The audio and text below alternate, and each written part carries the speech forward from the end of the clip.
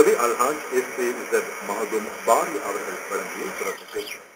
அப்துல்லாஹ் இப்னு Abbas ரலியல்லாஹு தஆலா அன்ஹு அவர்கள் அறிவிக்கிறார்கள், முஹம்மது நபி ஸல்லல்லாஹு அலைஹி வஸல்லம் அவர்கள் சொன்னார்கள், யாராயிலும் ஒருவன் பெற்றோர்களுடைய விஷயத்திலே அல்லாஹ்வுக்கு வழிபட்டு நடப்பானாக இருந்தால் அல்லாஹு தஆலா அவனுக்காக வேண்டி சுவர்க்கத்தில் 2 வாசல்களை அல்லாஹு தஆலா திறந்து கொடுக்கிறான்.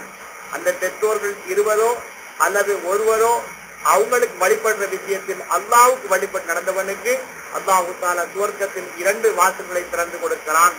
எவனொருவன் பெற்றோர்களுக்கு அதாவது பணிவிடை செய்கிற விஷயத்தில் அல்லாஹ்வுக்கு மாறு செய்கிறானோ அவனுக்காக அல்லாஹு தஆலா நரகத்திலே 2 வாசல்களை திறந்து விடுகிறான்.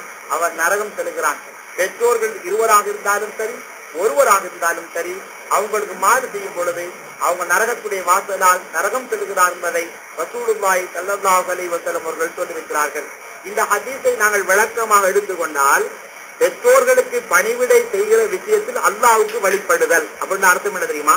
அல்லாஹு தஆலா தன்னை வழிபடும்படியும் தனது பெற்றோர்களுக்கு வழிபடும்படியும் அல்லாஹு தஆலா சொல்லுகிறான். அல்லாஹ்வுக்கு நாங்கள் எவ்வாறு கட்டுப்பட்டு நடக்கிறோமோ அதே மாதிரி தாய்க்கும் தந்தைக்கும் அவங்களோட சொல்ல கேட்டு கட்டுப்பட்டு பேணுதலாக வழிபட்டு நடப்பது மார்க்க சட்டமாகும், அல்லாஹ்வுடைய கட்டளையாகும்.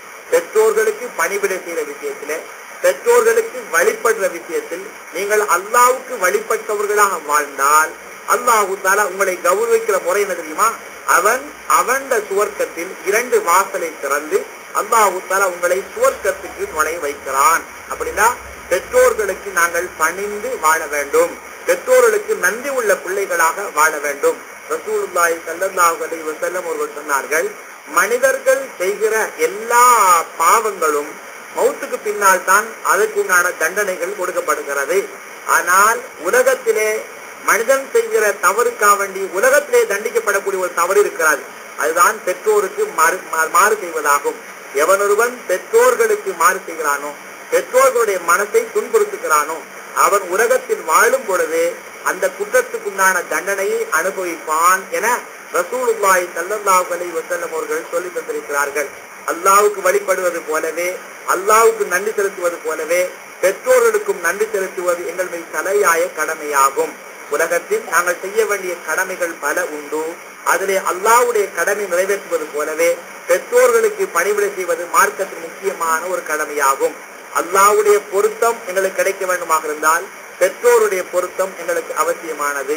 அல்லாஹ்வுடைய கோபம் எங்களுக்கு கிடைக்கிறது என்றால் பெற்றோர்கள் எங்களை கோபிப்பது மூலமாகத்தான் கிடைக்கிறது.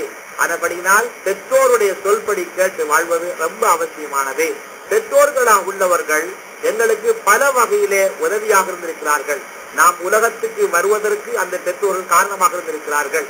உலகத்திலே உயர்தரமான அந்தஸ்தில் நாங்கள் வாழ்வதற்கும் படிப்புள்ளவர்களாக அந்தஸ்துள்ளவர்களாக இருப்பதற்கும் அந்த பெற்றோருடைய பங்களிப்பு ஆக முக்கியமானதாகும்.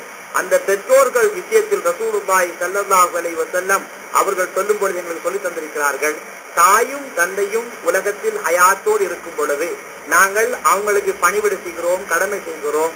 அதே மாதிரி பெற்றோர்களா உள்ளவர்கள் வஃபாத்தானதுக்கு பின்னால நாங்கள் அவங்களுக்கு செய்ய வேண்டிய கடமைகள் எதுவும் இருக்கிறதா என்றால் சஹாபாக்கள் அது பற்றி ரசூலுல்லாஹ்விடத்தில் கேட்டிருக்கிறார்கள். முஹம்மது நபி ஸல்லல்லாஹு அலைஹி வஸல்லம் அவர்கள் சொன்னார்கள், தாயும் தந்தையும் உலகத்தில் இருக்கும் பொழுது மனம் நோகாமல் நீங்க நடந்து கொள்வது போல அவங்களுக்கு வழிபட்டவர்களாக வாழ்வது போல அந்த தாயும் தந்தையும் வஃபாத்தாகிவிட்டால் அவங்களுக்காக வேண்டி நீங்கள் அல்லாஹ்விடத்தில் துஆ கேளுங்கள், அவங்களுக்காக வேண்டி அல்லாஹ்விடத்தில் பாவ மன்னிப்பு கேளுங்கள். அவங்க ஏதாவது வாக்கு சொல்லிவிட்டு நிறைவேற்றாமல் போனால் அந்த வாக்கு நிறைவேற்றி கொடுங்கள். உங்களோட தாயுடைய தந்தையுடைய நண்பர்கள் குடும்பங்களோடு சேர்ந்து நடந்து கொள்ளுங்கள். அதே போல அவங்களுடைய இனபந்துகளை அனுசரித்து நடந்து கொள்ளுங்கள். இது பெற்றோர்களுக்கு செய்ய வேண்டிய முக்கியமான கடமையாகும் என ரசூலுல்லாஹி ஸல்லல்லாஹு அலைஹி வஸல்லம் சொன்னார்கள். இன்று அதிகமான பிள்ளைகளா உள்ளவர்கள் பெற்றோர்கள் மரணித்ததுக்கு பின்னால் அந்த பெற்றோர்களை பற்றி ஞாபகப்படுத்துவதே இல்லை.